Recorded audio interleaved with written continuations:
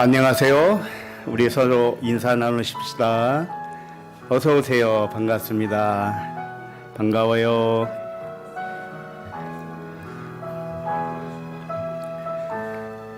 기도하겠습니다. 하나님 아버지, 사랑하는 아들들에게 물 세례와 성령 세례로 거듭나게 하심을 감사합니다. 물 세례를 통하여 육신에서 태어난 육신은 도구와 상징으로 깨닫게 하심을 감사합니다. 성령 세례를 통하여 성령에서 태어난 영은 생명과 평안임을 깨닫게 하심을 감사합니다. 우리 모두 생명과 평안을 누리게 하심을 감사합니다. 그리스도의 생명과 평안을 빼앗을 만한 그 어떤 것도 존재하지 아니함을 믿사오니 실체가 없는 그림자에 놀라지 않게 하여 주옵소서. 모든 일은 잠깐 보이다가 사라지는 안개와 같사오니 오직 영과 진리만이 진실인 줄 믿습니다. 감사드리며 그리스도 이름으로 기도합니다. 아멘.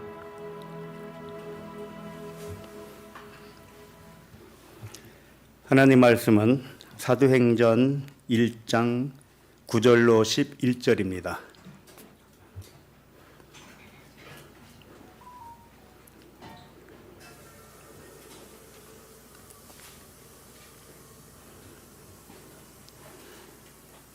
우리 한 목소리로 9절부터 11절까지 읽겠습니다. 시작. 이 말씀을 마치시고 그들이 보는데 올려져 가시니 구름이 그를 가리워 보이지 않게 하더라.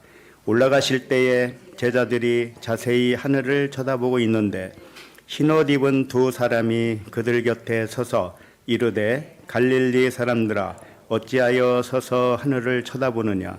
너희 가운데서 하늘로 올려지신 이 예수는 하늘로 가심을 본 그대로 오시리라 하였느니라.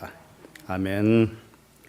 사도행전 세 번째 말씀 제목은 올라간 방식대로 오리라입니다. 오늘 말씀은 사람들이 가장 많이 오해하는 말씀 중에 하나입니다. 오늘 말씀은 예수님의 재림에 관한 말씀이기 때문입니다. 재림을 믿었었죠. 지금은 어때요? 그런 재림은 안 믿죠. 예수님이 하늘로 승천하시면서 약속하시기를 내가 하늘로 올라간 것을 너희가 본 대로 그대로 다시 오겠다 이렇게 기록한 말씀이기 때문에 사람들은 오해할 수밖에 없습니다. 많은 사람들이 이 말씀을 문자대로 믿고 오해를 했습니다. 기독교인들에게는 기독교 2000년 역사가 재림을 기다리는 삶이었었다고 해도 과언이 아닙니다. 이 문제는 국내외를 막론하고 대부분의 믿음이었습니다. 그러나 아직까지 문자대로의 재림은 일어나지 않았습니다. 휴거라든지 옛날에 그 다미선교회 1990년대 시한부 종말론을 주장하고 그대로 따르는 사람들이 많이 있었지요. 일반 기독교 교회에서도 역시 재림에 대해서는 그렇게 믿고 있습니다. 문자대로 다 믿고 있어요. 그러나 진실은 무엇일까요? 오늘 말씀을 통해서 진실이 밝혀지기를 바랍니다. 모든 말씀은 비유로 하신 말씀이라고 했습니다. 성경 말씀이 비유법으로 썼기 때문에 비유의 말씀이라고 한 건 아닙니다. 예수님은 비유 아니면 말씀하지 않으셨다고 하셨지요.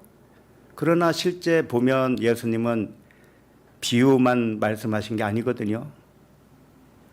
복음서를 읽어보면 비유로 말씀하신 부분이 전부 아니었습니다.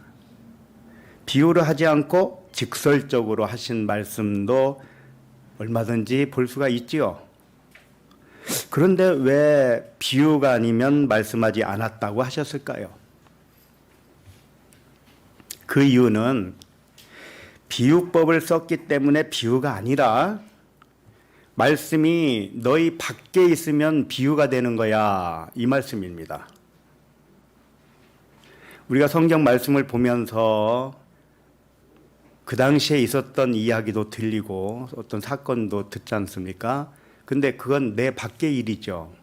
내 밖에 있으면 그것이 사실이든 사실이 아니든 전부 누구에 대한 비유라고요?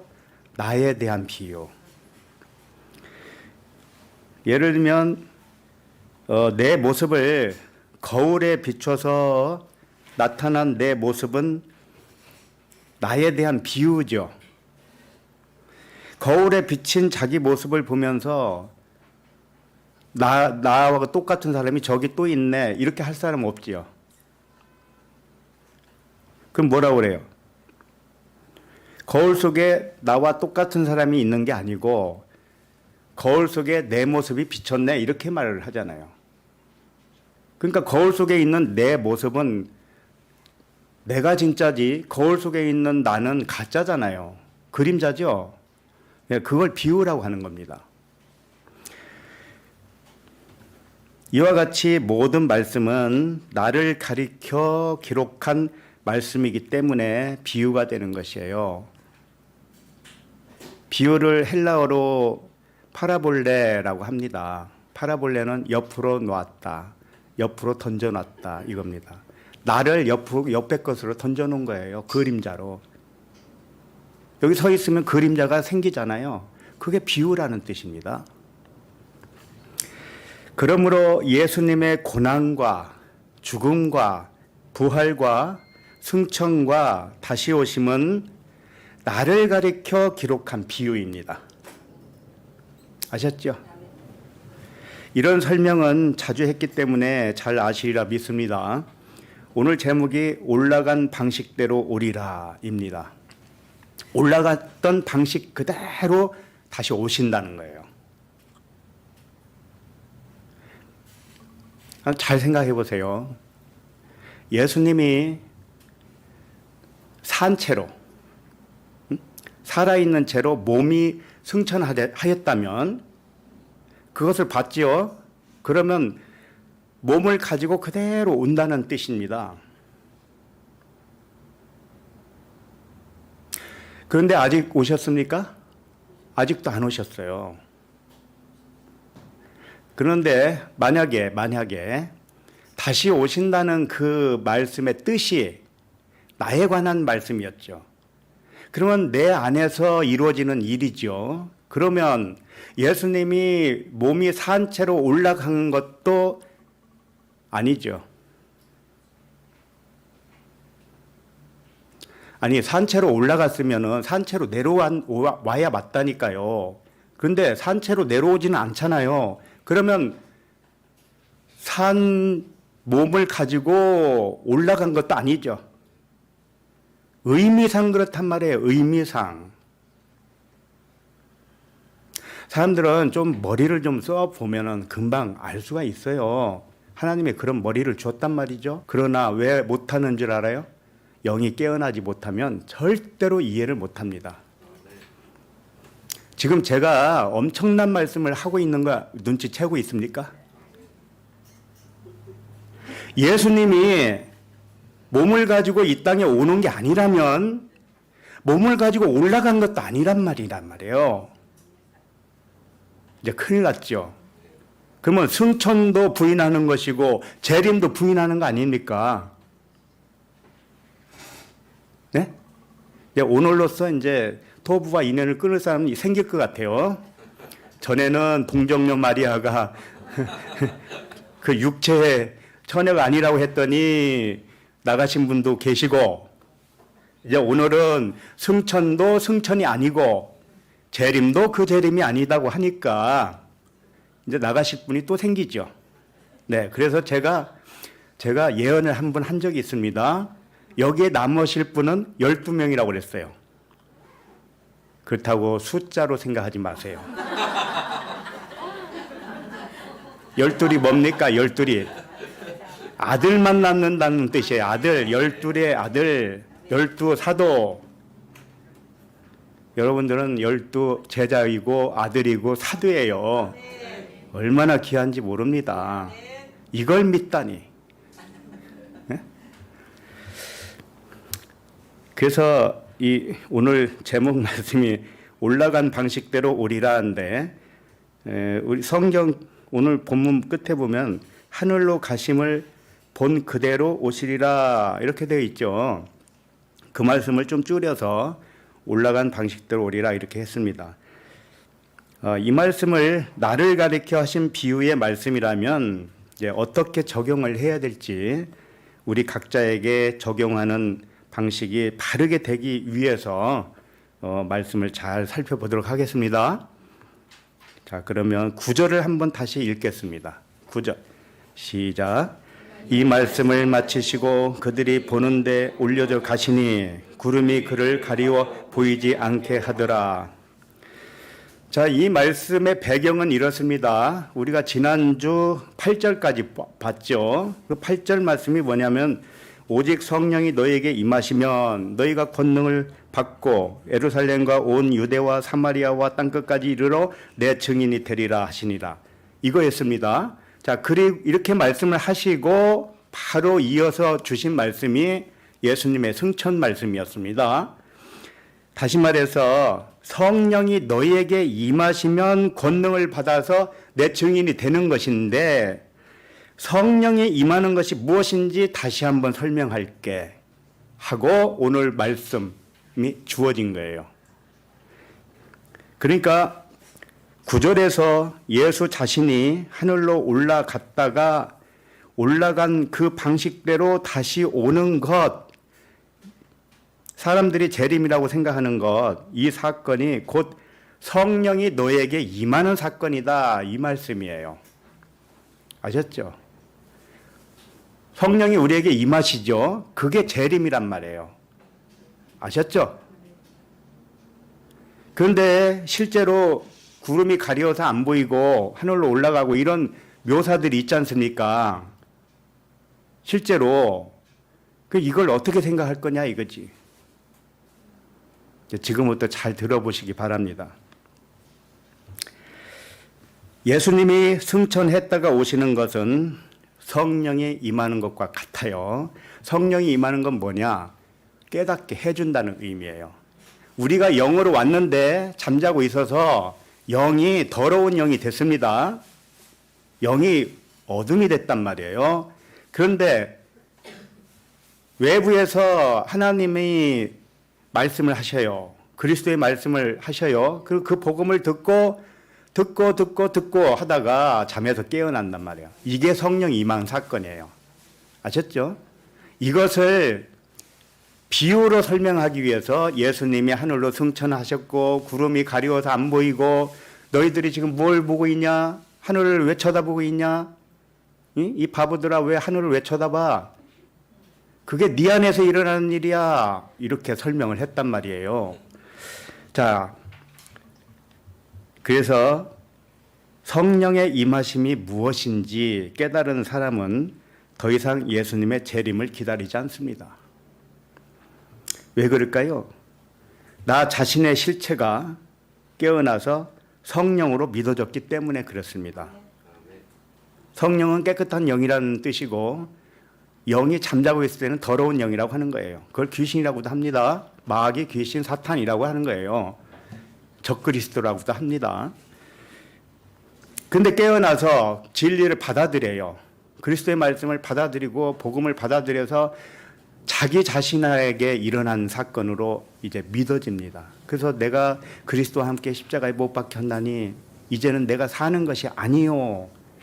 내가 사는 것이 아니라고 하잖아요. 에고가 살지 않는다 이거지요.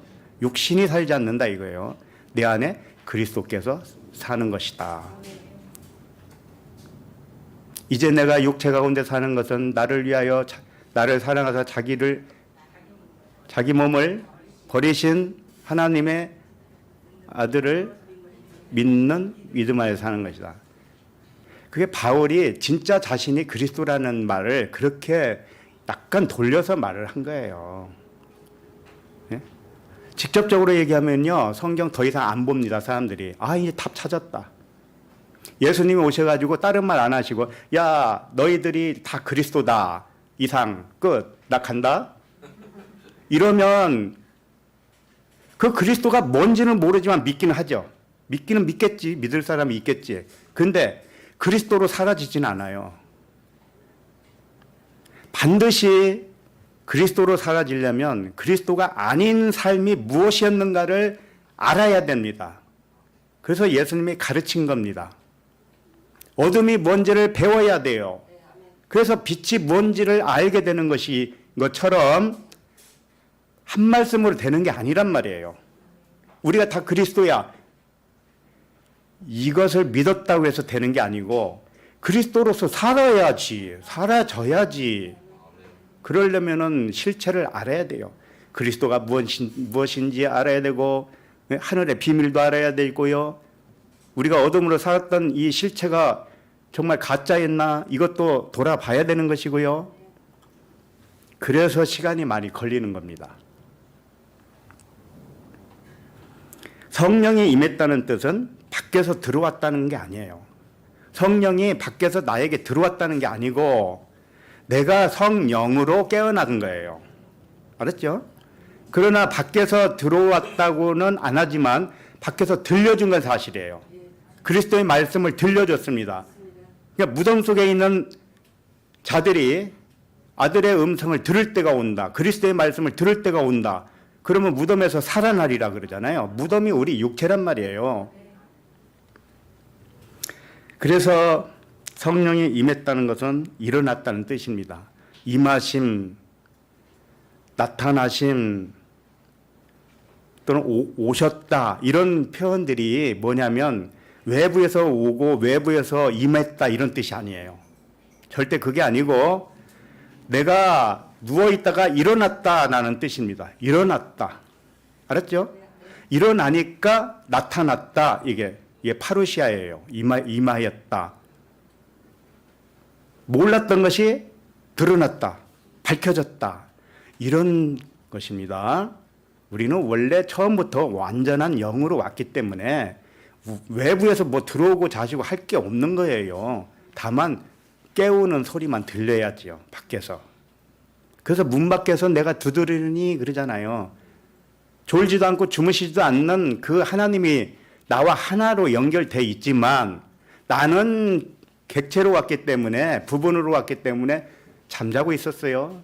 그러면 졸지도 않고 주무시지도 않는 하나님이 깨울 수밖에 없잖아요. 아들아 일어나라. 아들아 일어나라.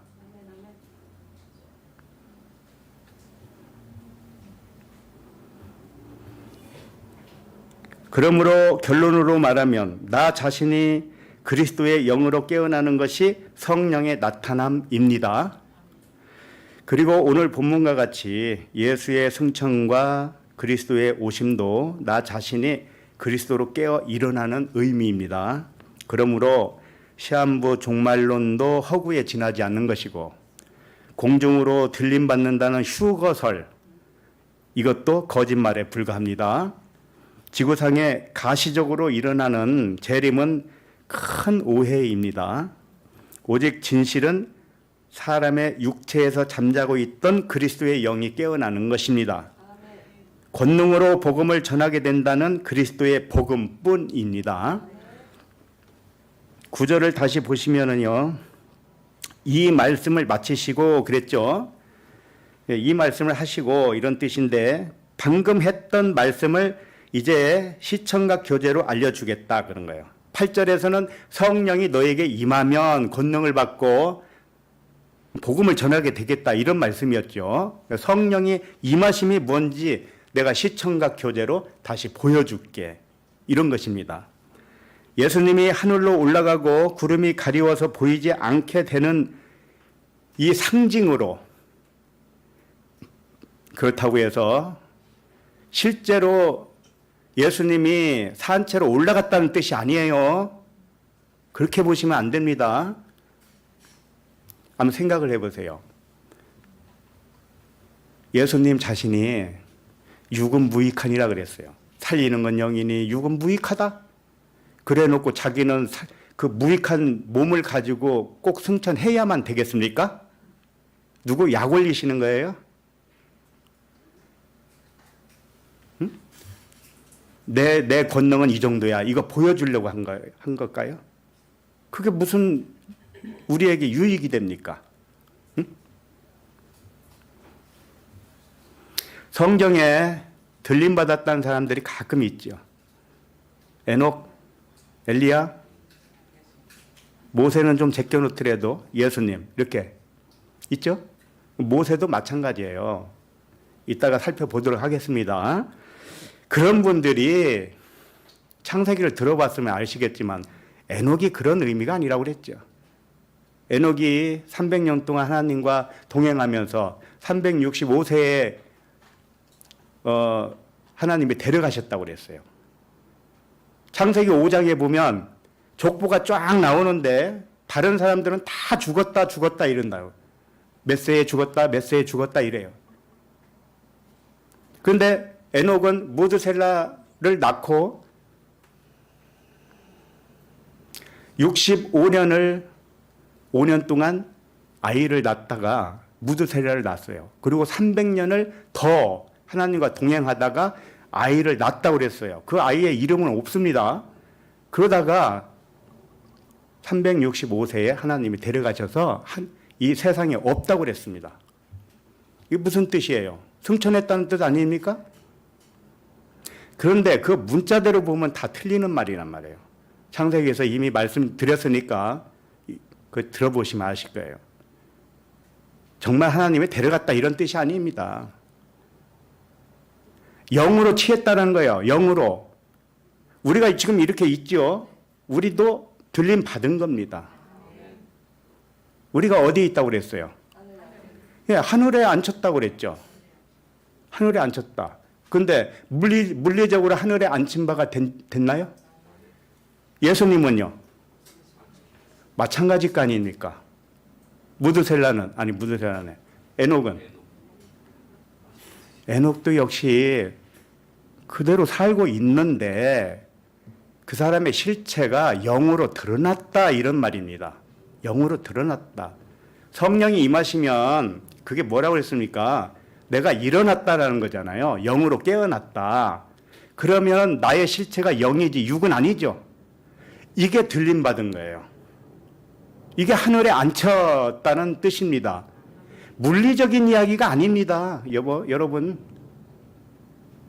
물리적인 이야기가 아니에요. 몸이 들림받았다. 예수님이 그 몸을 가지고 승천했다고 합시다. 그럼 그 몸을 입고 하나님 우편에 있는 겁니까? 그 조그마한 먼지 같은 몸을 가지고 하나님 우편에 있어야 돼요? 그리고 저리로서 산 자와 죽은 자를 심판을 온대는 거예요. 과간입니다. 사람의 생각이 그 정도밖에 안 되는 겁니다. 그러니까 깨어나지 못하면 알아듣지도 못하고 그냥 문자밖에 모르는 겁니다. 자, 그들이 보는데 올려져 가셨다. 이렇게 돼 있죠. 이게 뭐냐. 그들의 보는 시각이 블랙보라고 돼 있어요. 그들의 시각이 올려졌다. 이런 뜻입니다. 자, 뭐가 들려 올려졌다고요? 보는 시각이 하늘의 시각으로 바뀌었다라는 뜻이에요. 예수님이 들려진 거예요, 이게? 예수님이 들려진 게 아니고 예수님을 보고 있는 시각이 바뀌니까 예수님도 들림 받은 것이 됐죠. 쉽게 말해서 예수님을 육체 예수로 보다가 이제 눈이 열렸어요. 제자들이, 사도들이. 그러니까 예수님을 그리스도로 본 거예요. 영으로 본 거예요. 그게 위의 차원으로 열렸다 이런 뜻입니다. 예수님이 들린 것이 아니라 사도들의 눈이 높은 차원으로 들려 올려졌다 이런 뜻입니다. 그 결과로 예수를 어떻게 보겠습니까? 그리스도로 보게 되는 것이죠. 영으로 본단 말입니다. 밖에 있는 예수를 그리스도로 본다면 거울을 보는 것과 같아요. 그러니까 사도들 자신이 밖에 있는 예수를 그리스도로 믿어졌지요. 이게 이제 첫 번째입니다.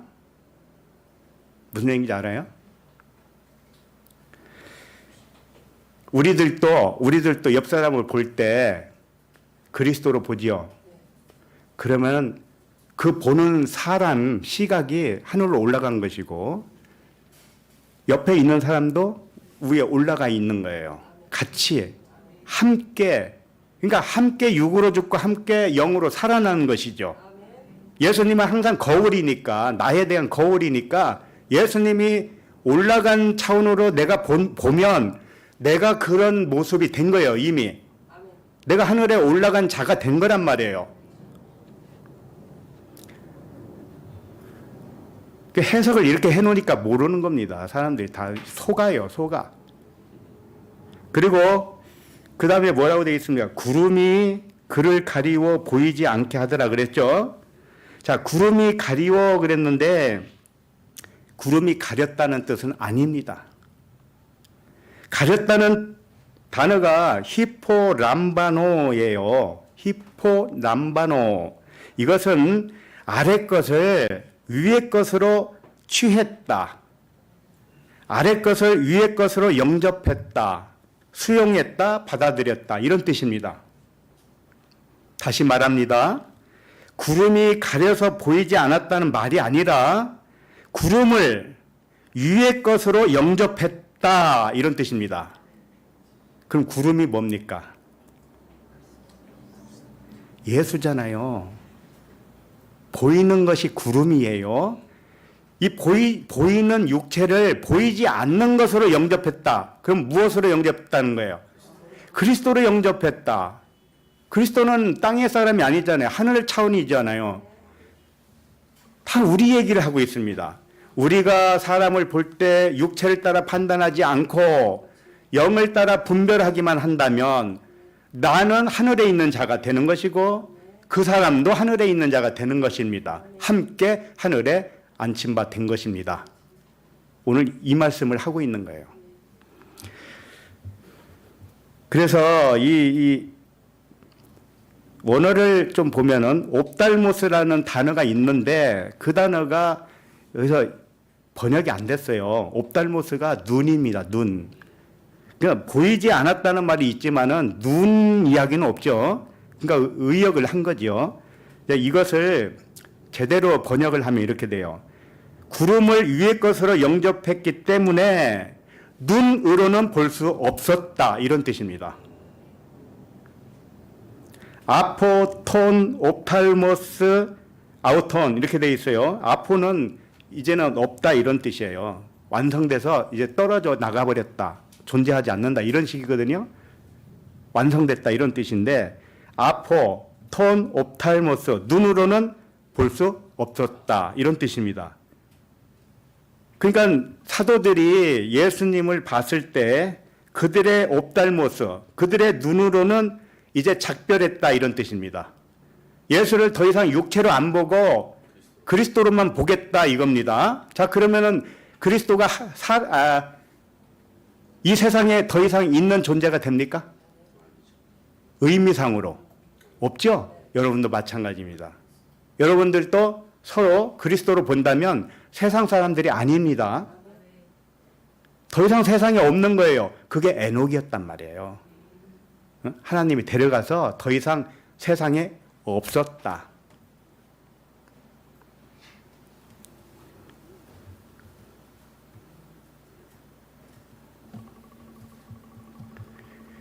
그동안 얼마나 속고 살았습니까? 예수님이 살아서 승천한 거 그걸 보면서 참 대단하다 예수님. 하나님도 대단하셔. 그러면 그 몸뚱아리가 도대체 어디 있다는 거예요 지금?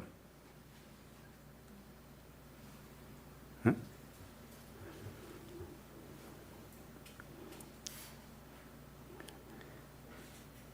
구름을 위의 것으로 영접했기 때문에 그들의 눈과 작별하게 되었다. 이런 말씀입니다. 구름은 아래 것이에요. 그게 예수라는 뜻입니다. 육체 예수. 자, 위의 것은 뭡니까?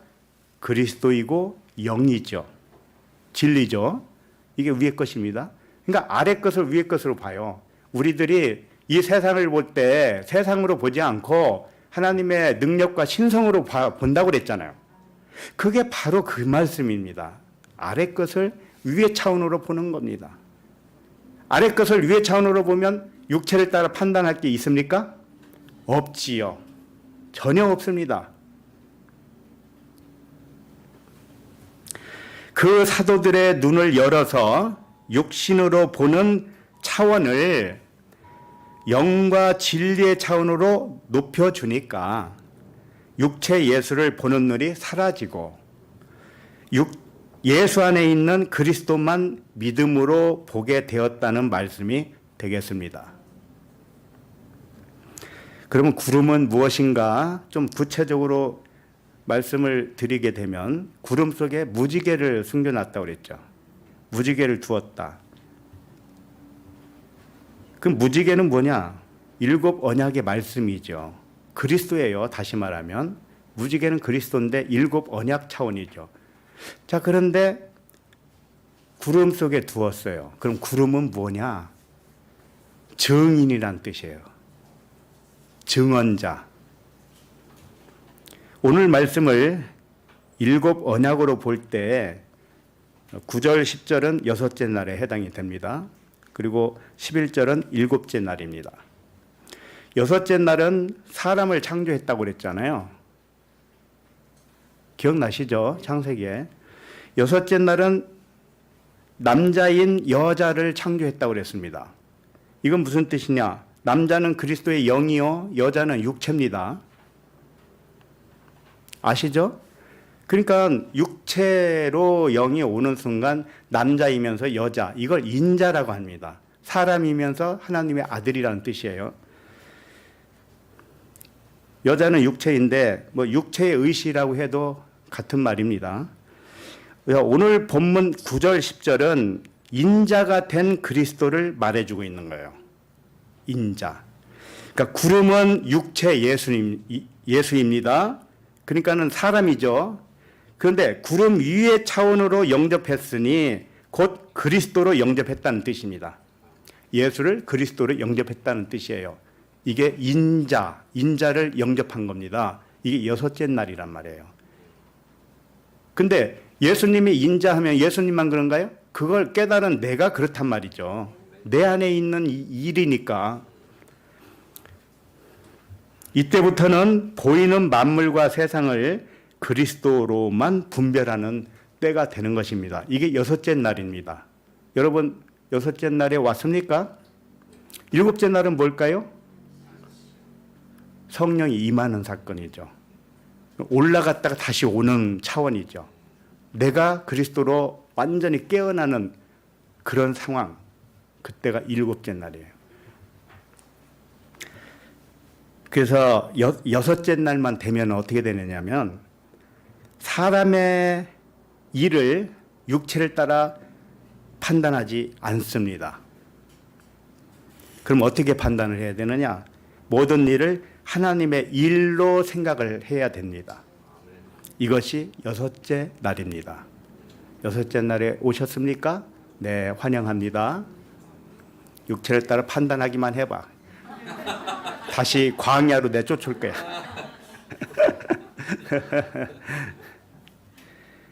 자, 구름은 증언자라고 했습니다. 보이는 만물이 증언자 구름이에요. 그리고 이 세상이 증언자 구름입니다. 보이는 육체가 증언자 구름이에요. 그리고 말씀으로 보면 율법이 증언자 구름입니다. 구름이 증언하는 것은 무엇일까요? 너희가 그리스도다 이겁니다. 우리 자신의 실체가 그리스도야, 영이야, 하나님의 아들이야, 이것을 증언해주고 있단 말이에요. 그러니까 이 세상 모든 것은 나를 증언해주는 하인입니다. 하인. 알았죠? 만물을 그 발 아래에 둔다고 그랬잖아요. 네? 그리스도 아래에 두는 겁니다. 이 세상은 내가 밟고 가는 거지 세상에 함몰되지 않습니다. 바다 위를 걷는 것이지 빠져 들어가면 안 되죠. 고린도전서 10장 1절을 봅니다.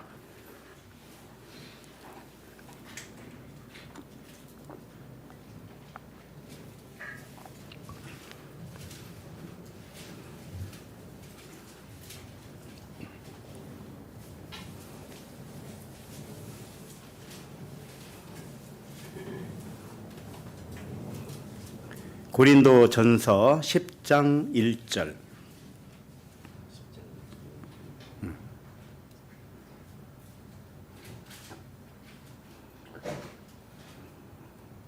네, 읽습니다. 형제들아, 나는 너희가 알지 못하기를 원하지 아니하노니 우리 조상들이 다 구름 아래에 있고 바다 가운데로 지나며. 이스라엘 백성들이 애굽에서 홍해의 물 세례를 받고 광야로 나온 사건, 이걸 세례라고 합니다. 그런데 그것을 어떻게 표현하고 있느냐면 구름 아래에서 바다 가운데로 지나갔다, 이렇게 표현합니다. 그러니까 구름, 바다는 어떤 상징성을 가지고 있겠죠. 그렇죠? 바다는 율법을 의미하고 구름은 하늘에 있잖아요. 구름은 하늘에. 그죠? 그러니까 하늘의 징조, 또 뭐 이렇게 얘기하는데, 구름은,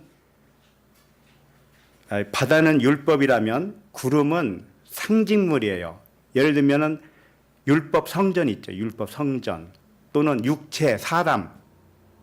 알았죠? 세상. 이런 것들이 다 구름이란 말이에요. 그러니까 어렵게 생각하지 마시고 구름이나 바다나 다 똑같아요. 상징물이다. 나를 증언하는 증언자다. 이렇게 생각하시면 됩니다. 그러니까 그 다음에 2절을 봅니다. 시작. 모세에게 속하여 다 구름과 바다에서 세례를 받고. 네. 율법은 모세로부터, 은혜와 진리는 예수 그리스도로부터. 이 말씀 기억나시죠? 네. 그러니까 모세의 상징은 뭐냐면 율법이란 말이에요. 그러니까 이스라엘 백성들이 모세에게 속했다는 뜻은 율법에 속해서 이제 죽었다 이겁니다. 율법은 죄를 깨닫게 하려 하며 율법으로는 의롭게 될 자가 없다는 것을 가르쳐 주는 거죠. 이게 모세에게 속하여 세례받는 그런 의미를 말하는 거죠.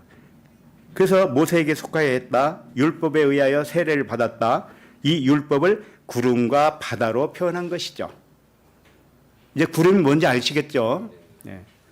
그 다음에 히브리서 12장 1절을 보세요.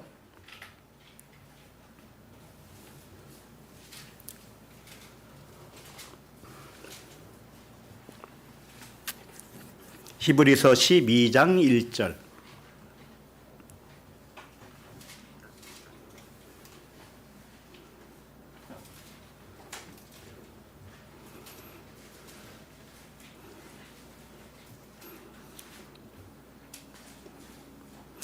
시작. 이러므로 우리에게 구름같이 둘러싼 허다한 증인들이 있으니 모든 무거운 것과 얽매이기 쉬운 죄를 벗어버리고 인내로서 우리 앞에 당한 경주를 하며. 그랬어요. 여기 허다한 증인들을 구름이라고 했습니다. 보이는 모든 것이 증인이에요. 구름이란 말이에요. 이제 아셨죠? 그 다음에 마가복음 13장 26절을 봅니다.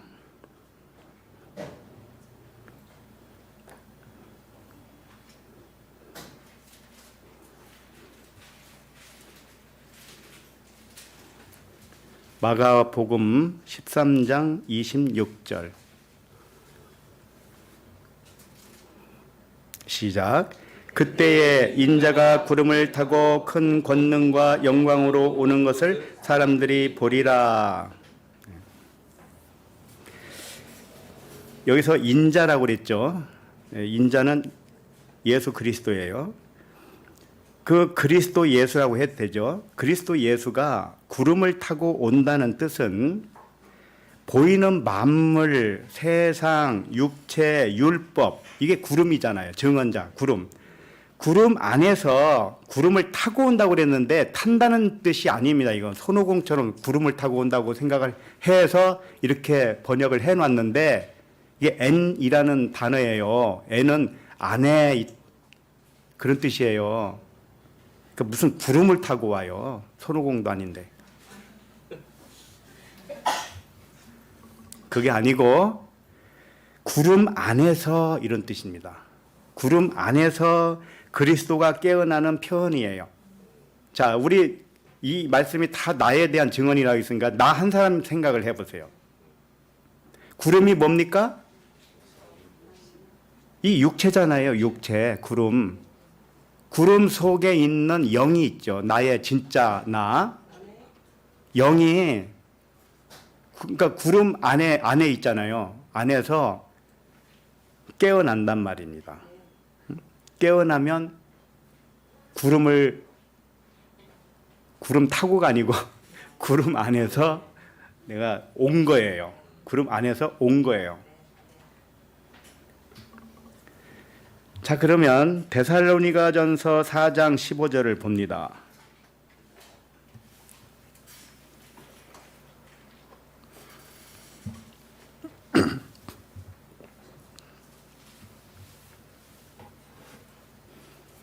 데살로니가전서 4장 15절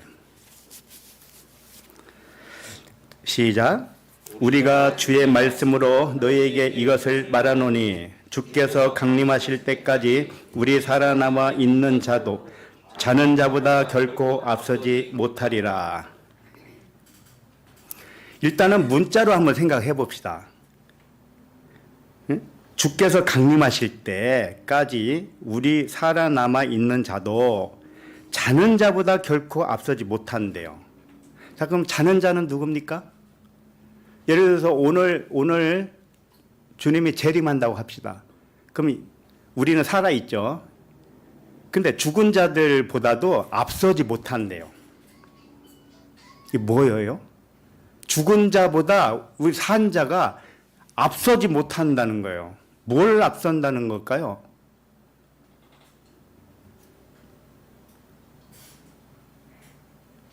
응?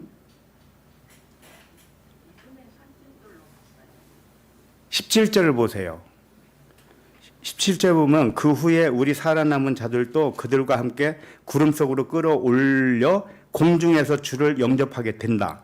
자, 그러니까 영접하게 되는 것을 말하는 거죠. 그런데 죽은 자보다 이 지금 살아있는 자가 먼저 주님을 영접할 수가 없다는 거죠. 앞설 수가 없다 이거예요. 그럼 이걸 어떻게 생각하십니까? 이게 무슨 뜻으로 생각하십니까? 믿음의 선진자로 봤어요. 믿음의 선진들이 지금 죽어서 지금 하나님 나라에 있잖아요. 네. 그러니까 그 사람들보다 우리가 살아있는 자가 먼저 앞서지 못한다. 그런데 계속 읽어보면은요, 죽은 자가 먼저 영접을 한다고 그랬어요.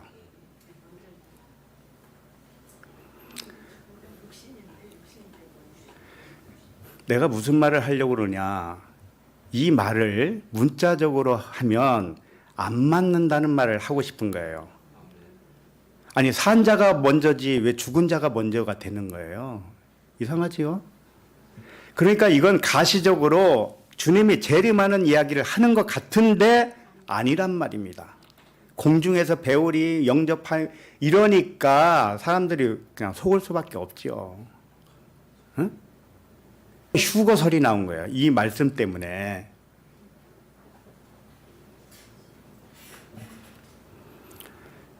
휴거가 아니라고 얘기하려니 참 이거 난 돌맞게 생겼습니다. 주의 강림은 나 자신이 주 그리스도의 영으로 일어난다는 의미죠. 그러니까 이건 가시적인 사건을 말하는 게 우리 살아남아 있는 자는 자는 자보다 결코 앞서지 못하리라. 이 뜻은 뭐냐면 물 세례와 성령 세례의 순서를 말한 거예요. 죽은 자가 먼저 살아나는 게 먼저라는 거예요. 그러니까 물 세례를 통해서 살아나는 것이 먼저고 그 다음에 살아난 자는 그 다음이란 말이에요. 그러니까 나 한 사람 얘기잖아요. 내가 죽어 있다가 살아나야 그게 먼저죠. 그 다음에 살아났으면 그 다음에 이제 공중에서 주를 뵌다. 그런 뜻이거든요. 그 공중에 어디가 있겠어요? 내 안에 있죠. 예. 그래서 살아난 자는 물 세례를 받고 영으로 살아난 자죠. 그런데 우리가 살아나기 전에 어떤 모습이었어요? 죽어 있었잖아요. 허물과 죄로 죽어 있던 너희를 살리셨도다 그랬으니까. 그러니까 죽음에서 살아나는 것이 순서라는 거예요. 그걸 잊지 말라는 겁니다. 죽음에서 살아난 적이 없는데 자기가 스스로 살았다고 하면 그리스도로 결코 살아날 수가 없다. 이런 순서를 지켜라. 그래서 물 세례와 성령 세례를 말하는 것인데, 죽은 자가 물 세례를 받고 살아나면 그 다음에는 살아난 자가 됐죠. 그러면 살아난 자가 성령 세례로 자신이 그리스도의 영으로 온전해지는 때를 말하는 거예요. 이게 공중에서 주와 함께 뭐 이런 표현이란 말이에요. 그래서 먼저는 애굽에서 죽어있던 자가 살아나는 물 세례가 먼저고, 그 다음에 그 후에 살아난 자가 성령 세례를 받는다, 이런 뜻입니다. 순서가 그렇게 돼 있다는 뜻이에요. 자, 16절을 봅니다. 시작. 주께서 호령과 천사장의 소리와 하나님의 나팔 소리로 친히 하늘로부터 강림하시리니 그리스도 안에서 죽은 자들이 먼저 일어나고. 네. 주의 호령과 천사장의 소리와 하나님의 나팔 소리는 삼일길로 설명하고 있어요. 길, 진리, 생명으로. 알았죠? 길이요, 진리요, 생명으로 삼일길로 지금 설명하고 있단 말이에요. 그러니까 말씀이 세 단계로 들려지는 것을 의미하겠죠? 처음에는 주의 호령, 두 번째는 천사장의 소리, 세 번째는 하나님의 나팔 소리. 이렇게 해서 깨어나겠다 이겁니다. 그렇게 깨어나면 삼일길로 그렇게 선포를 하면 그리스도의 말씀을 그렇게 들려주시면 이때 먼저 물 세례로 죽은 자가 일어난다, 이런 뜻입니다. 그리스도 안에 16절 끝에 보면 그리스도 안에서 죽은 자들이 먼저 일어난다고 그랬잖아요. 예, 이게 물 세례로 받고 일어난 후에 이제 살아났죠. 그러면 산 자도 이제 하늘로 올라가는 것이죠. 자, 17절 시작. 그 후에 우리 살아남은 자들도 그들과 함께 구름 속으로 끌려 올려 공중에서 주를 영접하게 하시리니 그리하여 우리가 항상 주와 함께 있으리라. 예. 그러니까 물 세례 후에는 성령 세례가 있는 것이죠. 그걸 말씀하는 거예요. 17절은 이것을 살아남은 자들이 함께 구름 속으로 올려 공중에서 주를 영접한다, 이런 말씀인데, 실제 내 밖에서 일어나는 어떤 공중 이런 게 아닙니다. 그렇게 생각하면 다 휴거를 생각한단 말이에요. 그게 아닙니다. 말씀은 비유를 줬다고요. 깨닫지 못하면 멸망하는 짐승이 됩니다.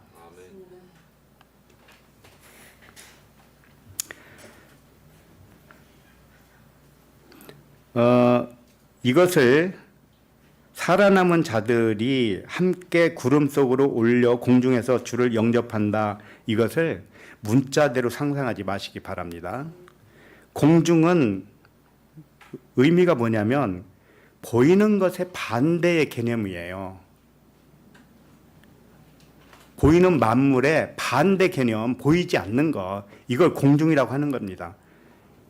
단어는 아에르라는 단어예요. 그러니까 이것은 공중, 표면적으로 단어 뜻을 번역할 때 공중 또는 하늘 또는 대기 중에 뭐 이렇게 표현할 수는 있습니다. 그러나 구름 속의 진리의 영역을 말하는 거예요. 지금 구름을 이야기하잖아요. 자꾸 구름 얘기가 나오죠. 구름은 보이는 것인데 공중은 뭐냐면 구름 속에 있는 진리의 영역, 하나님 나라를 말하는 거죠. 하나님 나라. 내 안에 있는 하나님 나라, 하늘 나라에서 자신을 그리스도로 영접했다 이런 뜻이에요. 그럼 뭐 휴가가 웬 말이에요? 그거 쓴 사람 돈 좀 벌었을 것 같아요. 저도 그 책 사가지고 읽어봤거든요. 옛날에 몇십 년 전에 휴거 해가지고. 밖에서 증언하신 주 그리스도와 항상 하나로 존재한다는 거예요. 우리에게 밖에서 보여준 그리스도도 있잖아요. 그 그리스도와 나라는 그리스도와 그냥 하나라는 거예요. 하나라는 거예요. 아셨죠? 예. 그러므로 이 말씀도 공중 휴거서를 변호하는 말씀이 아닙니다. 휴거나 재림에 대한 근거가 되는 말씀이 절대 아닙니다. 18절을 보아요. 18절까지. 시작. 그러므로 이러한 말로 서로 위로하라. 자, 위로는 이런 말로 하라는 거예요. 참된 위로는 모든 말씀이 나를 가리키는 말씀으로 믿어질 때 위로를 받습니다. 내 밖에 있는 말씀이면 나하고 무슨 상관입니까? 예수님이 공중으로 휴거를 했다고 합시다. 승천. 그럼 나하고 무슨 상관이에요, 그게? 내 얘기가 돼야 내가 위로를 받는 거죠. 참된 위로는 우리 형제 자매들이 어떤 처지에 있든지 간에 그분에게 진짜 위로가 되는 방법은 딱 한 가지밖에 없습니다. 뭘까요? 모든 말씀이 당신을 가리키는 말씀입니다. 이겁니다. 이것처럼 위로되는 게 없습니다. 성경 말씀도 다 당신에게 대한 말씀이고요. 이 세상 만물이 다 당신에게 대한 증언입니다. 그러니 밖에 있지만 사실은 당신 안에 다 있습니다. 이것처럼 위로되는 게 어디 있어요? 근데 그런 말을 듣고도 아유 내일 당장 이자 내야 되는데요. 카드 막아야 되는데요. 이게 더 걱정인가요?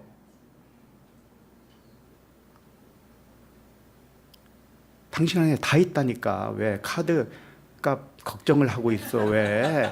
다 있다니까. 은행 돈도 당신 거예요. 그냥 맡겨놓은 거예요. 그냥 다른 사람이 써도 당신이 쓰고 있는 거예요. 그게. 그런데 뭐가 어쨌다고?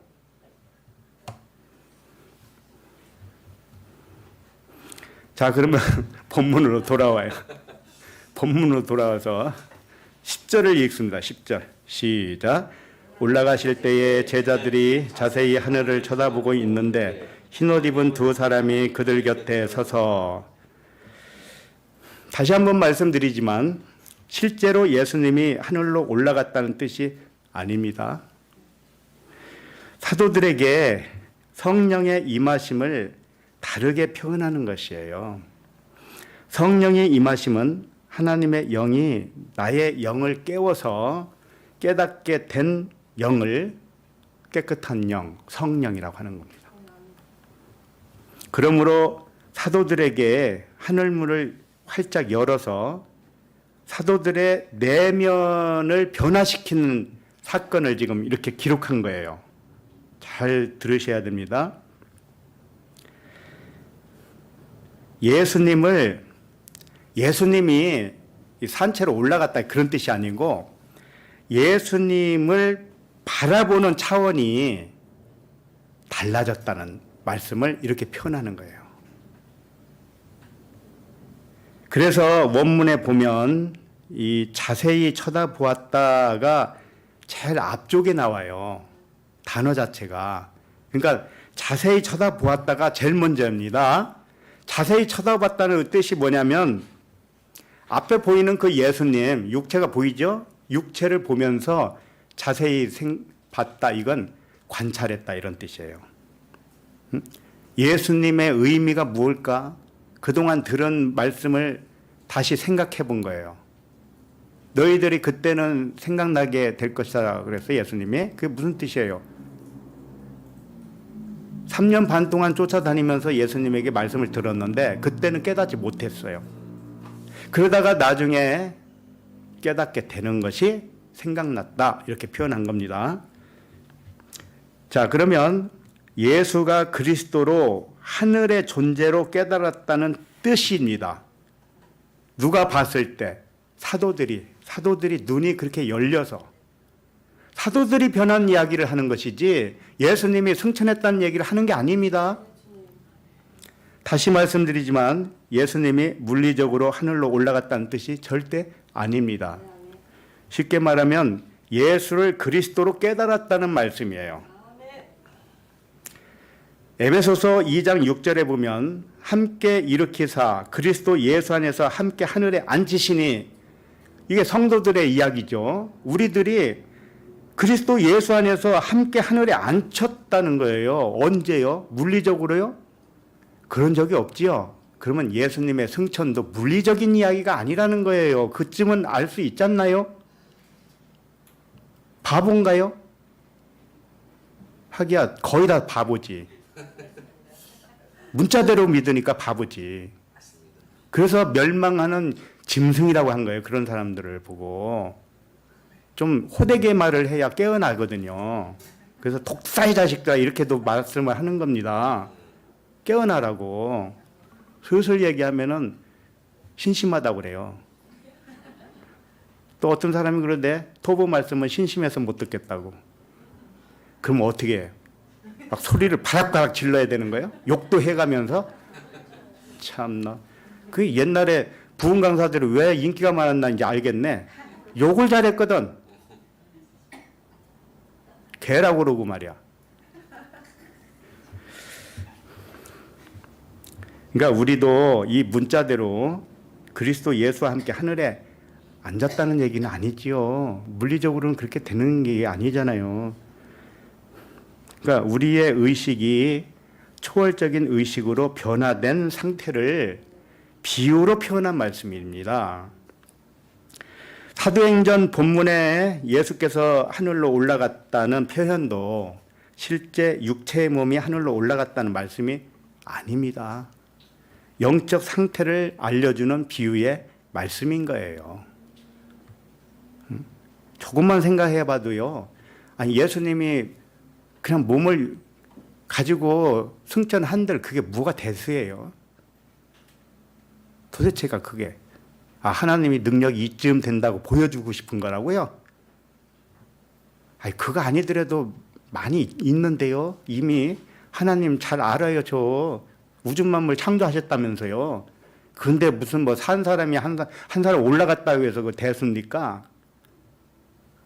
사람들은 가시적인 기적만을 기적이라고 생각을 해요. 절대 그런 게 아닙니다.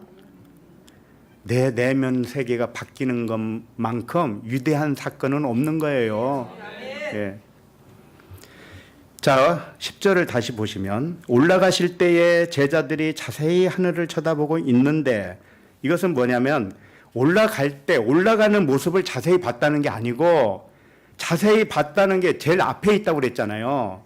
자세히 봤더니 하늘의 차원으로 보이기 시작했다는 거예요.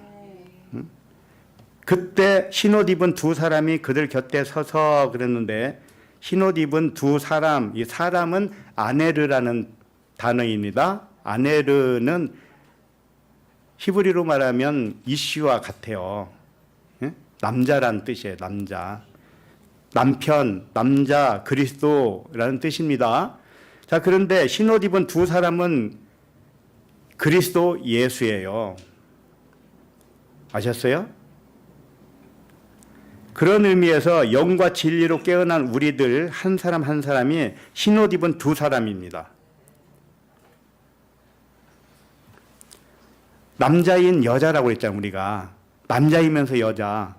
근데 남자는 영이니까 흰옷이고 여자는 몸이니까 육체니까 검은 옷입니다. 검은 옷이에요. 그런데 이게 앞뒤가 바뀌어. 이제 몸이 영 안으로 들어가고 영이 몸을 감싸버려요. 그러면은 몸도 이제는 검은 옷이 아니고 흰 옷이 됩니다. 그러니까 사람들이 죽으면 왜 상복을 검은 옷으로 입든가요? 왜 그럴까요? 죽음은 어둠을 의미해요. 그러니까 빛이, 우리가 존재가 빛입니다, 원래. 빛인데 어둠으로 왔습니다. 그래서 죽었다 그러는 거예요. 육체로 오는 순간 우리는 죽었다, 잠잔다 이렇게 표현하죠. 그게 검다라는 뜻이에요. 검어. 그러니까 상복을 입었지.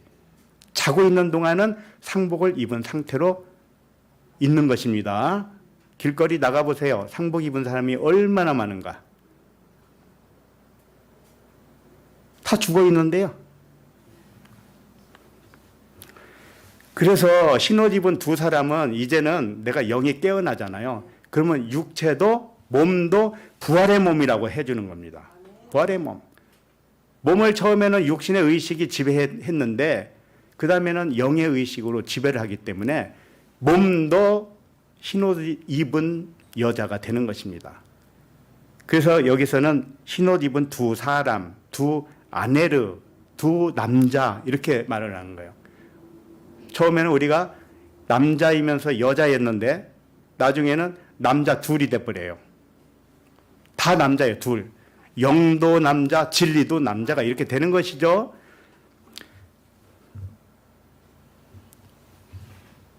육체도 죽어서 그리스도 안에 있는 예수이기 때문에 그리스도 예수는 흰옷 입은 남자 둘이라는 뜻입니다. 우리가 세상을 바라보는 차원이 신성의 차원으로 볼 수 있다면 이 세상도 무슨 옷을 입은 것이 될까요? 흰옷. 바로 그 얘기를 하는 거예요. 내가 육체의 눈으로 이 세상을 바라보면 내가 상복을 입은 거예요. 검은 옷. 그리고 이 세상도 온통 검은 옷이에요. 내가 바뀌면 세상도 바뀌는 거예요.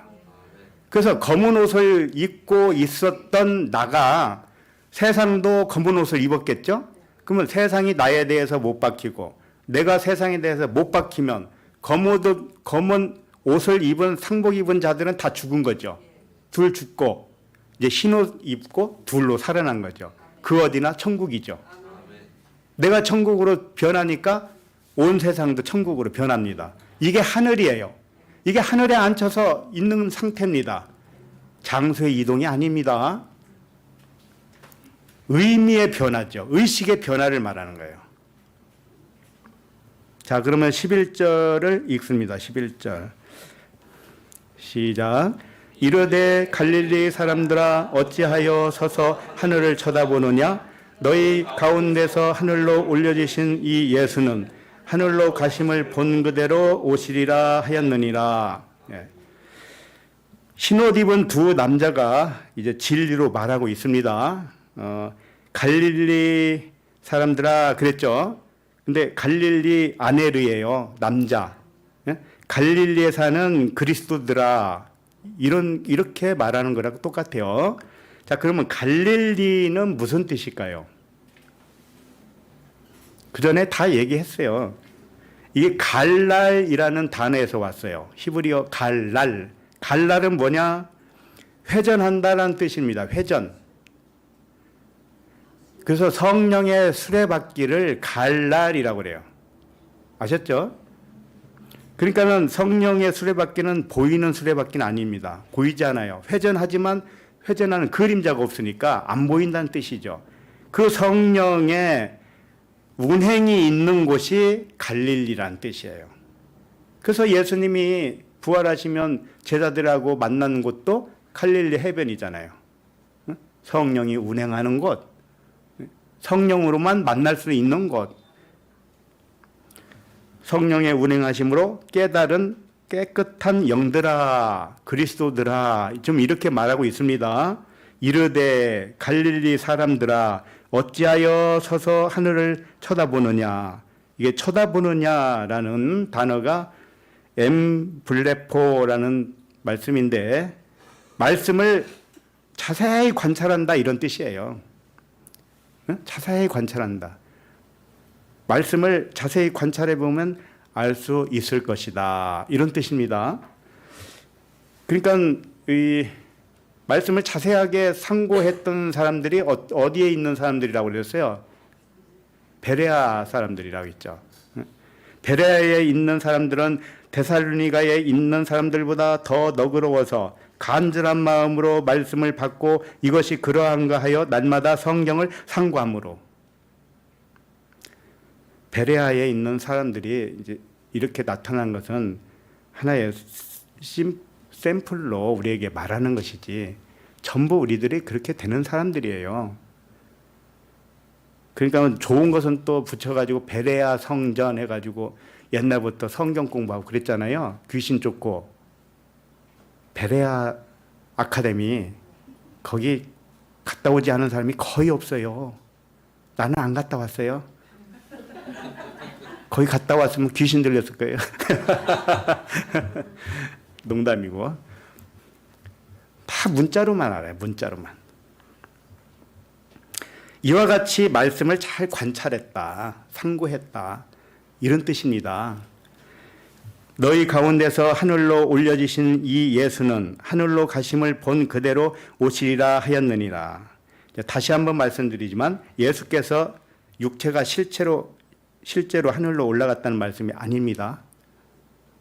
내가 몇 번째 말씀하는지 지금 세지도 못하겠는데 그만큼 중요하기 때문에 그래요.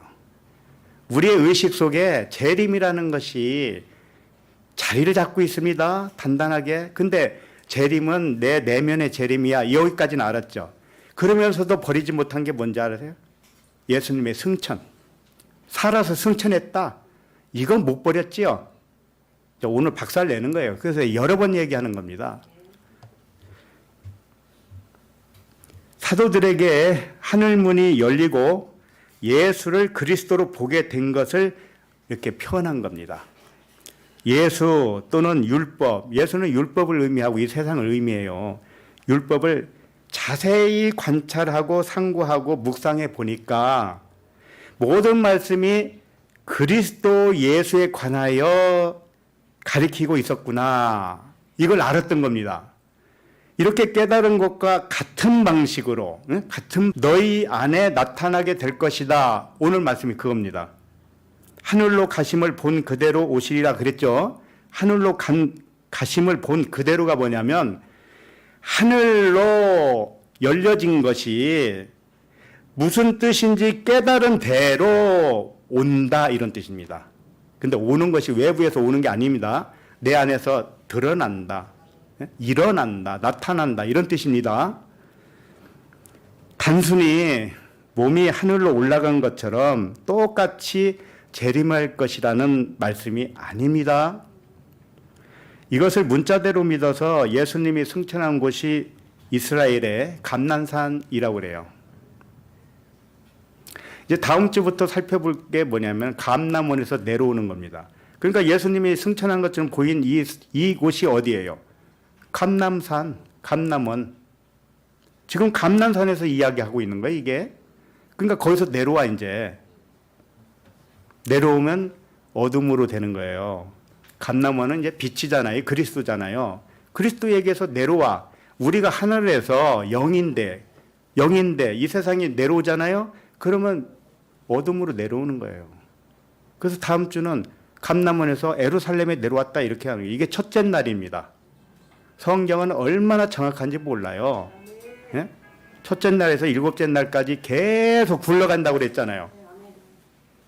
정확합니다. 그래서 감남산에서 승천하셨으니까 감남산에 재림할 것이다 이렇게 생각을 하고 후대 사람들이 거기다가 교회를 세워놨습니다. 그래서 처음에는 이 천장을 뻥 뚫어놨다고 그래요. 왜 그랬을까요? 그냥 그로 내려오시라고.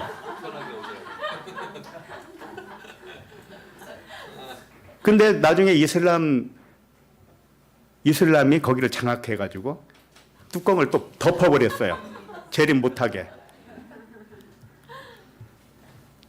그러다가 또 그거 다 파괴되고 다시 세우고 막 이런 역사가 있죠. 그래서 물론 올라가신 그대로 온다고 했으니까, 예? 몸이 올라갔으니까 몸이 그대로 내려온다고 생각할 거 아닙니까? 그런데 이 본문 말씀 그게 아니고 네가 깨달은 것처럼, 응? 예수를 그리스도 차원으로 깨달은 것처럼 네 안에 그렇게 되리라. 예, 그 말씀입니다. 이걸 누가 하려나? 아휴.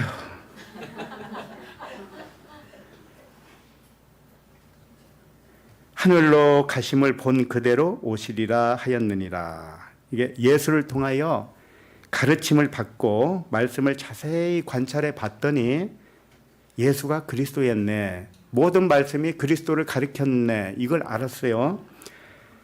그리스도는 하늘에서 육체로 온 하나님의 영이구나. 이렇게 알았습니다. 그래서 나와 아버지는 하나이구나. 이렇게 된 거죠. 육체가 아버지와 하나라는 뜻이 아니라 아들 그리스도로서, 우리가 아들 그리스도로서 아버지와 하나라는 말씀으로 이제 깨닫는 거죠. 이게 재림이에요. 이렇게 깨닫는 것이. 너희가 그렇게 깨달은 것처럼 똑같은 방식으로, 본 그대로라고 했잖아요. 이게 똑같은 방식이라는 뜻이에요. 똑같은 양식으로 너희 안에 오리라 그랬습니다. 너희 안에 오리라. 이게 엘코마이가 가다 오다예요. 가다라고 할 때도 오다 할 때도 엘코마이인데 왜 이렇게 하느냐면은 영이 육체로 가면 엘코마이예요. 영이 육체로 갔지요. 우리들이 다 그랬잖아요, 처음에. 그러면 육의 의식으로 살다가 영이 다시 영으로 돌아가요. 영으로 와요. 응? 영의 의식으로 다시 와요. 그래서 그것도 같은 엘코마예요. 가다 오다 같이 쓰는 단어란 말이에요. 이게 다시 말해서 너희 안에 오리라. 너희가 보고 올라가신 그대로 본 것처럼 그대로 오리라. 이게 이제 의역이란 말이에요. 번역을 그렇게 해서 그렇지.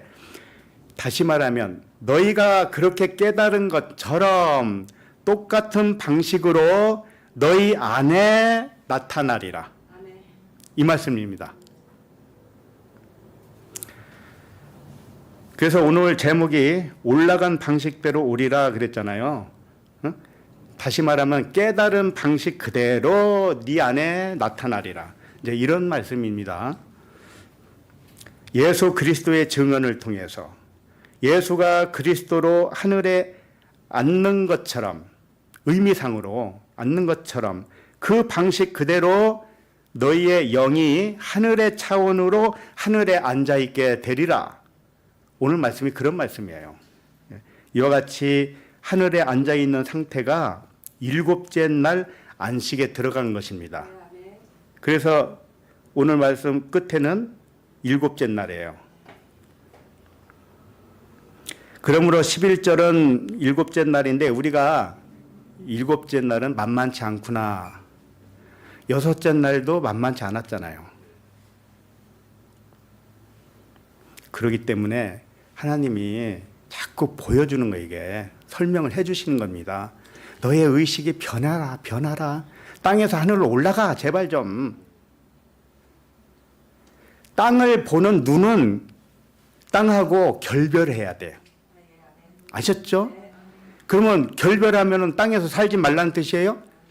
아니죠. 땅을 하늘로 살으란 말이에요. 하늘로. 그래야 평안이지. 그래야 생명이죠.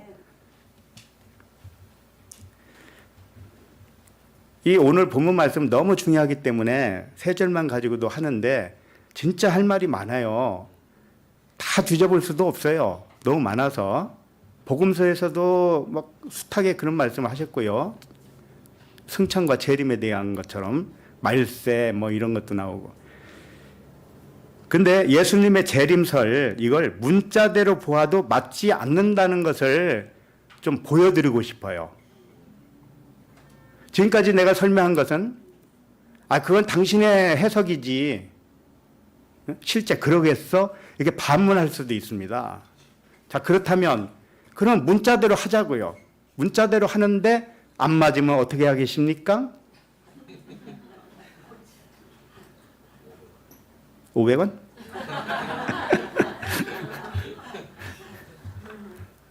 자, 요한계시록 1장 7절을 펴보세요. 요한계시록 1장 7절.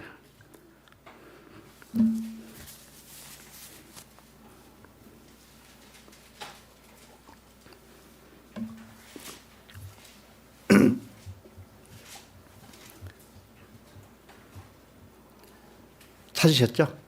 네, 읽습니다. 볼지어다 그가 구름을 타고 오시리라. 각 사람의 눈이 그를 보겠고 그를 찌른 자들도 볼 것이요 땅에 있는 모든 족속이 그로 말미암아 애곡하리니 그러하리라. 아멘. 자, 이거 문자대로 한번 보면은 문제가 좀 있을 거예요. 이 말씀이 예수님이 지구촌에 육체로 재림한다는 말씀이 되려면 많은 문제점이 발견됩니다. 그 중에 대표로 한두 군데 보면 첫 번째, 예수님이 구름을 타고 온다면 지구상에 있는 사람들이 동시에 볼 수 있나요?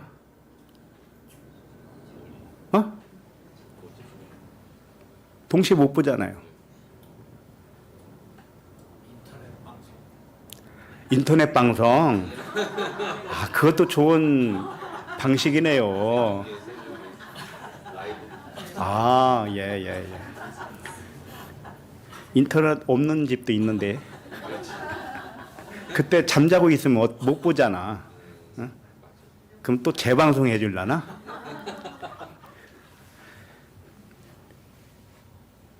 그 다음에 재림할 때 예수님을 찌른 자도 볼 것이라고 했습니다.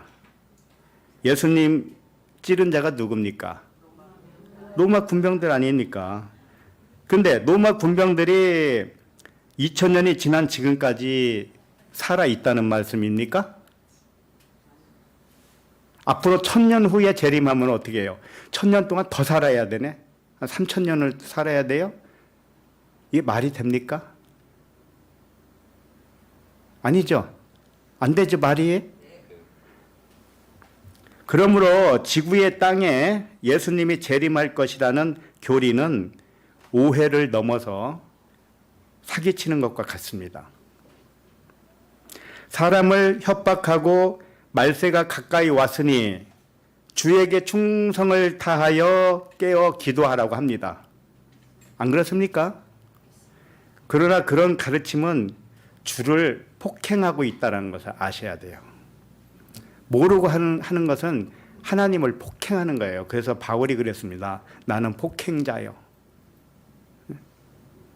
자기가 언제 폭행을 했어요? 근데 폭행자라는 거예요. 그러니까 문자대로 봐도 안 맞는 것을 왜 이렇게 굳이 그걸 우기는지 모르겠습니다. 왜 그럴까요? 깨달음이 없으니까 그런 거예요. 자, 그러면 마가복음 8장 38절을 보세요. 마가복음 8장 38절.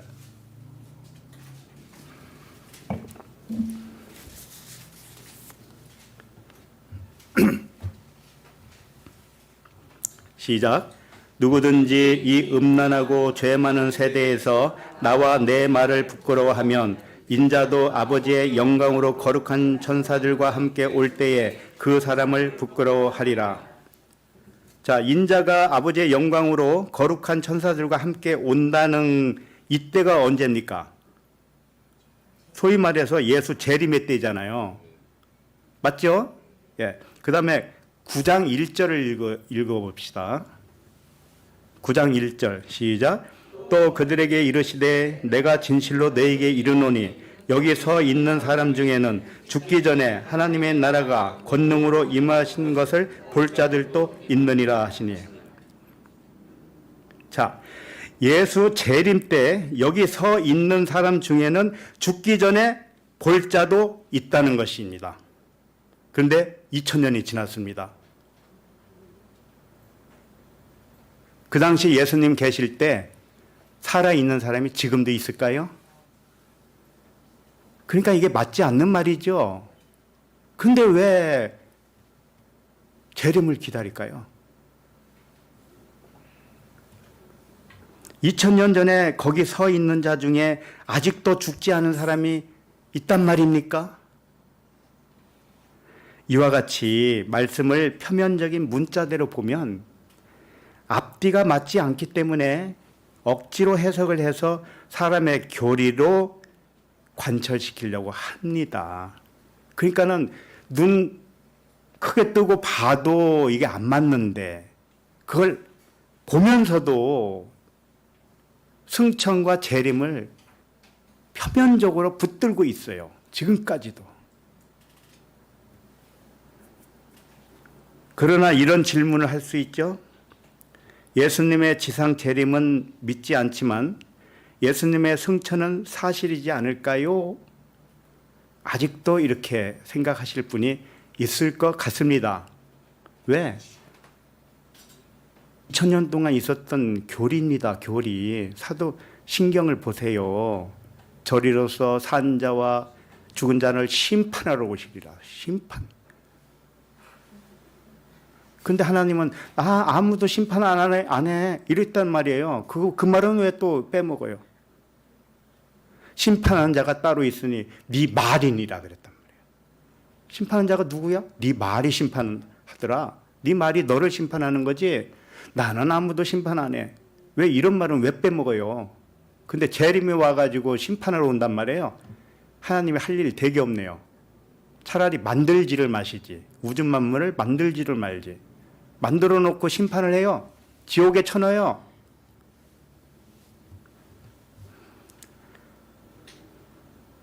예수님은 몸이 죽지 않으시고 산채로 승천한 것 아닙니까? 이렇게 질문할 수도 있는데 성경에 아까도 말씀드렸지만 죽지 않고 승천한 사람이 나와요. 에녹, 그 다음에 엘리야, 그 다음에 예수님 이렇게 나오는데 승천했다는 말은 안 하지만 시체를 찾지 못했다는 사람이 한 사람이 있습니다. 누구예요? 모세예요. 창세기에서 에녹의 승천에 대하여 해석을 했으니까 들어보시면 알겠고요. 에녹의 영이 깨어나서 하늘에 안침받은 그리스도인을 설명하는 것이라고 말씀드렸습니다. 그리고 변화산에 모세, 엘리야, 예수님 세 분이 등장했죠. 그리고 그들의 공통점이 무엇이었습니까? 세상에서 시체를 찾을 수 없는 사람들입니다. 엘리야도 시체를 찾을 수 없었죠. 모세도 그랬죠. 예수님도 그랬습니다.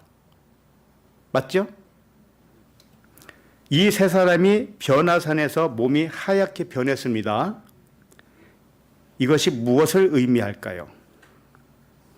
이게 승천을 의미하는 거예요. 네?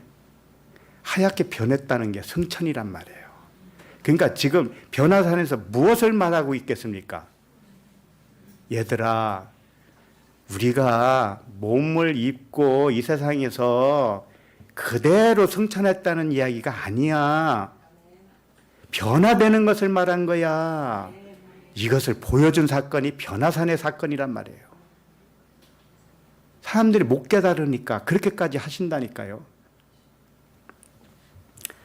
그러니까 이 세 사람의 승천은 의식의 변화를 상징으로 증언한 사건이죠.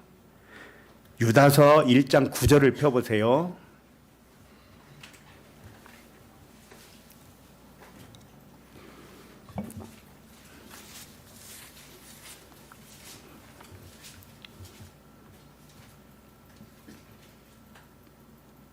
유다서 1장 9절 시작. 천사장 미가엘이 모세의 시체에 관하여 마귀와 다투어 변론할 때에 감히 비방하는 판결을 내리지 못하고 다만 말하되 주께서 너를 꾸짖으시기를 원하노라 하였거늘. 자, 미가엘 천사장과 마귀가 다투었습니다. 미가엘 천사장은 천사니까 영이겠죠. 이걸 꼭 영이라고만 생각하지 마시고 깨어난 그리스도인이라고 생각해도 돼요. 아셨죠? 그 다음에 마귀는 누굴까요? 그 다음 절 보면 마귀는 이 사람들이라고 그랬어요. 이성 없는 사람, 이성 없는 짐승과 같다고 그랬잖아요. 그러니까 마귀는 사람이에요. 마귀도 그렇고 미가엘 천사장도 그렇고 영적 존재인데 마귀는 영이 깨어나지 못한 상태, 예? 깨닫지 못한 상태, 이성 없는 짐승, 그것을 상징으로 지금 말하고 있는데 무엇을 가지고 다퉜어요? 다툰 것은 모세에 대하여 다퉜는데 그럼 모세에 대해 어떻게 다퉜을까요? 자, 이 마귀는 잘 들으세요. 지금의 기독교인들이 거의 다 마귀입니다. 왜? 문자대로 보기 때문에. 문자대로 보는 자를 마귀라고 그래요. 깨닫지 못하잖아요. 문자를 깨달아서 그 안에 있는 내용을 알아야 되는데 내용은 몰라요. 예수님이 승천하니까는 진짜 승천했나 보다 이렇게 믿는단 말이에요. 자, 한번 생각을 해보세요. 예수님이 살아있는 그 몸을 입고 그대로 승천했다 이렇게 기록을 했으니까 그대로 믿는 게 쉽습니까? 아니면 다른 의미로 믿는 게 쉽습니까? 그대로 믿는 것은 쉽죠. 초등생도 다 그렇게 믿을 수가 있으니까요. 이게 마귀란 말이에요. 그러면 천사장 미가엘은 모세에 대해서 뭐라고 설명을 할까요? 자, 마귀는 모세에 대해서 어떻게 생각하냐면은 모세가 승천했다고 생각하는 자예요. 왜? 시체를 찾지 못했으니까. 응? 그래서 모세를 우상숭배를 하는 자란 말이에요.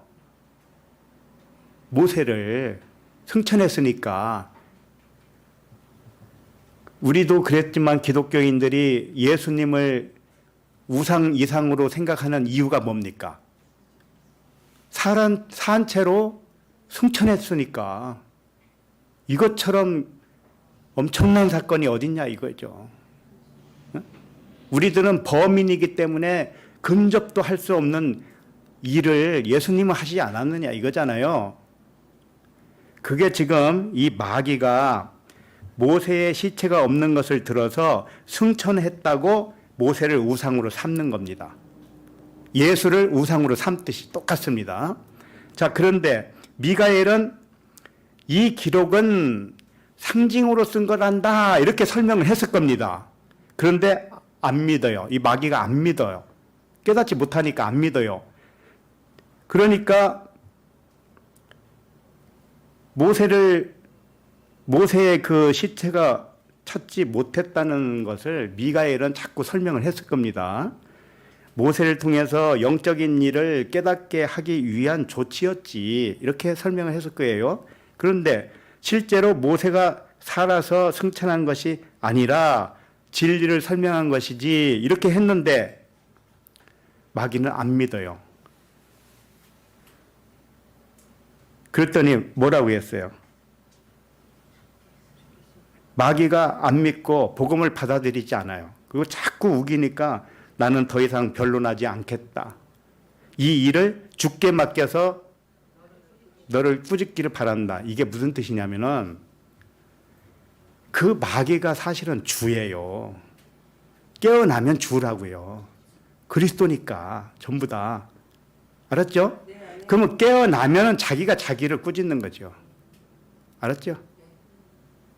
깨어나면 모세의 일도 진리로 받아들일 거 아닙니까? 그러면 육신의 생각이 꾸짖음을 받고 도망가는 거잖아요. 마귀가 도망가는 거죠. 바로 그 말씀을 하는 거지. 그 다음에 10절을 읽습니다. 10절. 시작. 이 사람들은 무엇이든지 그 알지 못하는 것을 비방하는도다. 또 그들은 이성 없는 짐승같이 본능으로 아는 그것으로 멸망하느니라. 예. 아까 마귀라고 그랬는데 바로 다음 절에서 이 사람들은 그러잖아요. 그러니까 마귀를 어떤 사탄 마귀 따로 있는 존재를 말하는 게 아니죠. 이 사람들은 무엇이든지 그 알지 못하는 것을 비방하는도다. 또 그들은 이성 없는 짐승 같아서 알로거스. 말씀이 없다 이런 뜻입니다. 말씀이 없는 자가 뭐냐? 이성 없는 짐승이라는 거예요. 말씀이 없다는 것은 깨달은 말씀이 없다라는, 깨달은 다섯 말씀이 없다라는 거예요. 그러니까 문자만 있다는 거예요. 문자. 글자만 있다는 거죠. 표면적으로만 알고 있다는 거예요. 그러니까는 모세가 죽어서 시체를 찾을 수 없으니까 승천했을 것이다. 이렇게 믿는 게 더 쉽잖아요. 모든 성경을 글자대로 알고 그 영적 의미를 모르는 사람들을 가리켜서 이성 없는 짐승이다. 이렇게 한 겁니다. 신명기 34장 6절을 볼까요?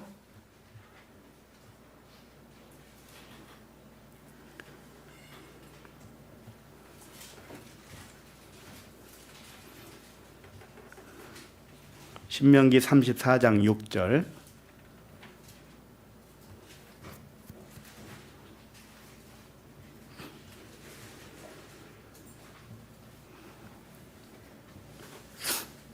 시작. 벳볼 맞은편 모압 땅에 있는 골짜기에 장사되었고 오늘까지 그의 묻힌 곳을 아는 자가 없느니라. 이게 누구 얘기예요? 모세 얘기입니다. 모세가 벳볼 맞은편 모압 땅, 여기서는 안 나오지만 느보산에서 그 장차 들어갈 가나안 땅을 바라보게 합니다. 그리고 거기서 하나님이 취해합니다. 죽었다는 거죠. 120세에 죽었잖아요. 그런데 모세의 시체가 없어요. 그 묻힌 것을 아는 자가 없어요. 그런데 재밌는 것은 이스라엘 백성들이 그래서 장사를 지냈다고 했습니다. 그리고 여러 날 동안 곡했다고 그랬습니다. 곡했다. 그럼 장사하고 곡했는데 그 시체를 어디다 묻었는지도 모른단 말이에요. 그 사람들이 장사 지냈을 거 아닙니까? 근데 시체를 못 찾았다고 그래요. 모르죠. 시체는 못 찾고 그냥 장사만 했는지 모르죠. 응? 모세의 시체가 없다는 뜻은 그의 몸이 부활의 몸이 되었기 때문에 세상에서 찾을 수 없다는 뜻입니다. 에녹과 똑같은 의미로 말씀하시는 거예요. 그렇다면 예수님도 마찬가지입니다. 예수님도 그의 몸이 부활의 몸이 됐어요. 그것은 똑같은 육체를 가지고 있지만 육체를 그리스도로 본단 말이에요. 자, 그러면 그리스도는 하늘에 있는 자지 땅에 있는 자가 아니잖아요. 그러니까 더 이상 땅에 없다 이렇게 표현하는 겁니다. 우리가 옆 사람을 서로 보면서 그리스도로 한번 봐주세요. 그럼 그분이 지금 땅에 있는지 하늘에 있는지 어디 있어요? 하늘에 있잖아요. 하늘에. 그러니까는 시체를 찾을 수 있습니까? 없습니다.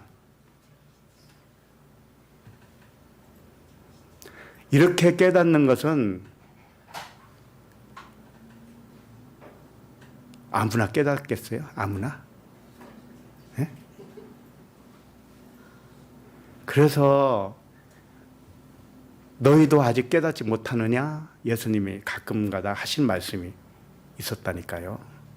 잠자는 자여 깨어 일어나라. 내가 나사로를 통해서 비유로 설명해 줄게. 나사로가 3일 만에 살아났지. 3일기로 살아났잖아.